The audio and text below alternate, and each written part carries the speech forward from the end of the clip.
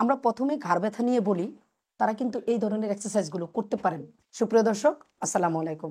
আজকে আমি কথা বলবো মহিলাদের ঘাড়ে ব্যথা এবং ব্যথা হাতে যায়, ঝিমঝিম ভারবার অবশ অবশ হয়। আমরা যদি দেখি যে এই প্রবলেমগুলা ফিমেলদের কেন হয়, আমরা প্রথমে ঘাড় ব্যথা নিয়ে বলি। যখন একটা ফিমেলের বয়স 40 ক্রস করে, এখানে দেখা গেছে যে চুল পাকে, স্কিন কুচকায়, এরকম হাড়েরও একটা পরিবর্তন হয়। এবং আমরা প্রতিনিয়ত কিন্তু যে দৈনন্দিন কাজ করতেছি, এতে করে আমাদের কিন্তু মেকানিক্যাল একটা ফল্ট ঘাড়ে বা কোমরে হতে পারে বা হয়। সেটা আমরা ব্যালেন্স করার জন্য কেউই এক্সারসাইজ করি না এবং ফুড হ্যাবিট মেনটেন করি না। এই কারণে এই জিনিসগুলো হয়। দেখা গেছে যে 45-এর পরে হাড়ের ক্ষয় বেড়ে যায় এবং দুটা হাড়ের মাঝখানে যে স্পেস থাকে সেটা কমে যায়। এবং সেই স্পেসটার সাথে সাথে যখন পেন শুরু হয়, মাসেল টাইটনেস শুরু হয়, মাসেল স্পাজম হয়, যেটা মাসেলের ফ্লেক্সিবিলিটি হারায় ফেলে, লস হয়, ট্রিগার পয়েন্ট গ্রো করে। এইসব কারণেই তখন নার্ভে কম্প্রেশন পড়ে এবং নেকের যেই নর্মাল কার্ভ মেরুদণ্ডের সেটা ঠিক থাকে না। এবং এই কারণেই দেখা গেছে যে অতিরিক্ত চাপ পড়লে নার্ভে তখন ব্যথাটা হাতে যায়, ঝিমঝিম ভারবার অবশ অবশ হয়।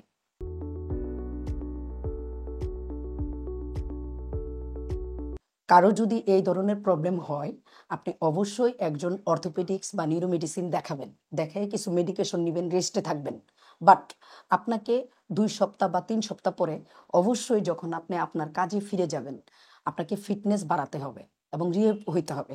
যদি আপনি ওই কাজটা করতে চান, তাহলে অবশ্যই আপনাকে একজন ফিজিওথেরাপি বিশেষজ্ঞকে দেখিয়ে তার প্ল্যান অনুসারে কিছু স্ট্রেচিং, স্ট্রেন্থেনিং, ব্যালেন্সিং, তারপরে স্পাইনাল মোবিলাইজেশন যেটা আমরা বলি, ম্যানিপুলেশন, এই ধরনের কিছু ট্রিটমেন্ট নিলে আপনি ভালো থাকবেন।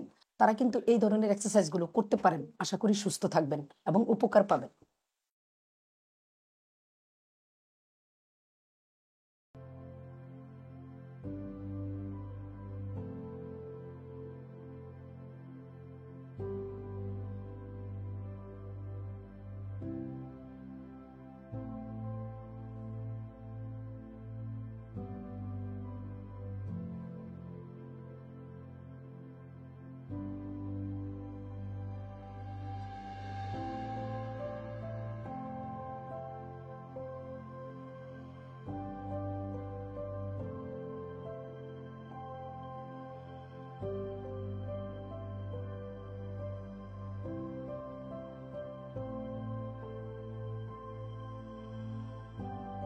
ঘরে ঘরে যেসব ফিমেলরা আছেন যে লং টাইম কোমর ব্যথা, ঘাড় ব্যথা, হাঁটু ব্যথা, গোড়ালি ব্যথায় ভুগতেছেন, অনেকে দেখা গেছে যে তার চাকরি চলে গেছে বা প্রতিদিনের কাজকর্ম ঠিক মতো করতে পারতেছেন না, সাইকোলজিক্যাল প্রবলেমে ভুগতেছেন যে আমার ব্যথা মনে হয় আর কোনোদিন ভালো হবে না। না, আপনি অবশ্যই একজন ফিজিওথেরাপিস্টকে দেখিয়ে ওষুধের পাশাপাশি যদি আপনি প্রপার অ্যাসেসমেন্ট করিয়ে ম্যানুয়াল ফিজিওথেরাপি নিতে পারেন, that means exercise therapy, correction therapy, manipulation therapy, তাহলে অবশ্যই আপনি ভালো রেজাল্ট পাবেন।